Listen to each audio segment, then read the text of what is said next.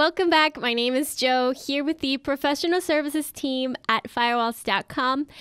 If you have a wireless SonicWall and you are wanting to create a guest Wi-Fi network, this is the video for you. But first, let's chat a little bit about why you would want a guest wireless, a second wireless into your network. And the goal here would be to restrict access to your local network. Maybe you have devices that you don't trust. These could be cell phones, tablets, or guest people that come in and go from your building.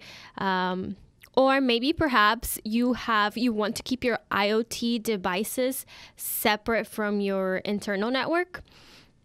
And I highly suggest that everyone keeps their IoT devices, corporate or at home, separate from their, isolated from their internal network.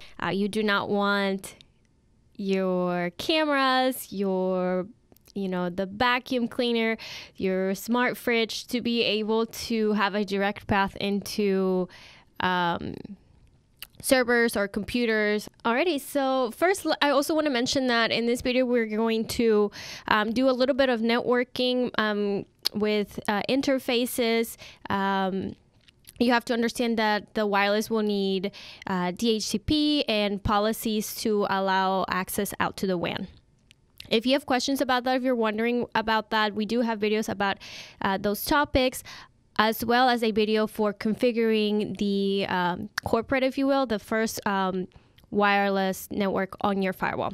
This video is for a guest Wi-Fi network.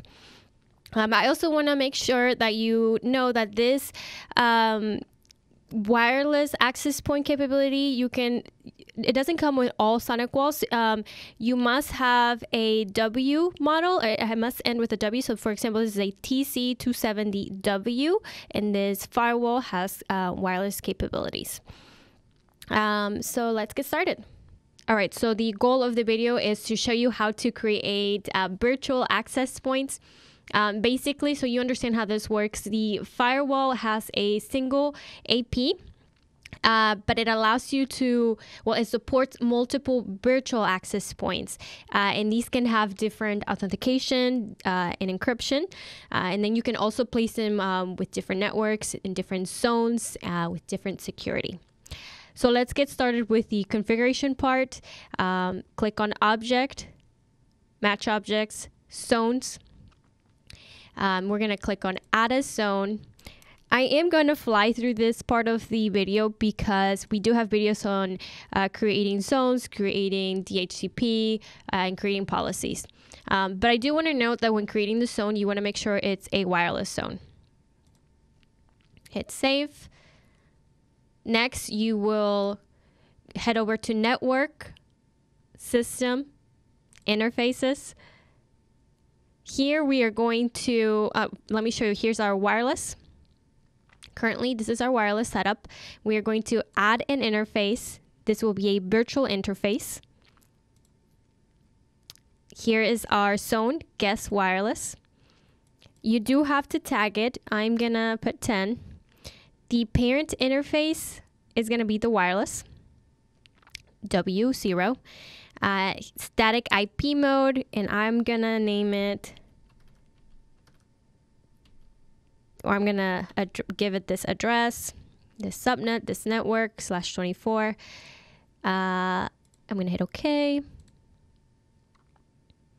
and there it is. Step 2, while we're here on the network interfaces, I am going to edit my WLAN, my wireless. And what I'm going to do is I'm going to bridge it to my LAN. So my LAN is X0. Hit OK. So now you'll see that my WLAN, my wireless, is in the same network as my LAN. This is my corporate wireless. And then I have a second guest wireless zone network with this IP. And it'll be very easy. It'll be very easy for the network manager to, or the network admin to recognize that this any device with this is on the guest Wi-Fi versus the internal network. All right, so that covers the networking part. Next, we're gonna head over to device, internal wireless, virtual access point. Here we're going to create a profile for our wireless. So on the very top here, I'm going to click add. The schedule will be always on. Give it a name for the profile. And this profile will have the authentication, and I'm going to do WPA2 with a passkey. The passphrase, the password for your Wi-Fi. Maximum clients, the max number here would be 128. Hit accept. And there is the corporate wireless, and here's my guest wireless profiles. Now I'm going to click on objects, virtual access point objects. And here you'll see the corporate one. Let's create one for guest. The SSID, the VLAN. If you remember, when we created our network, we tagged it under VLAN 10. You'll have some other options. The profile, we already created the profile. It was guest wireless just on the previous step that entered the rest of these fields. I'm going to click accept. So there it is, SSID guest wireless. Next would be to head over to virtual access points groups. Okay, so here's our access point, and we are going to add our guest wireless on here.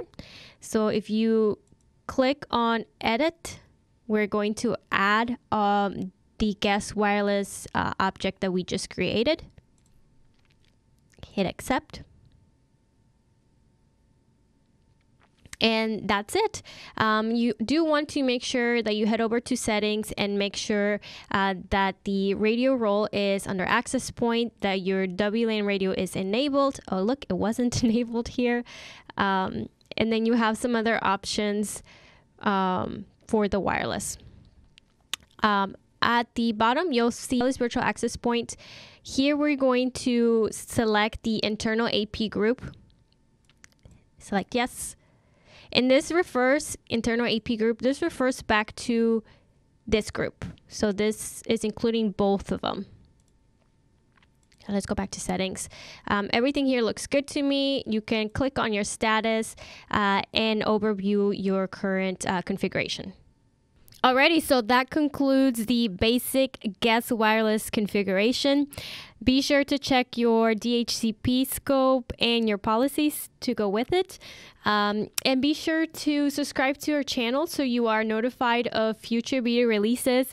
And come check us out at Firewalls.com, where you can find our large selection of top-rated security brands and learn more about our managed services.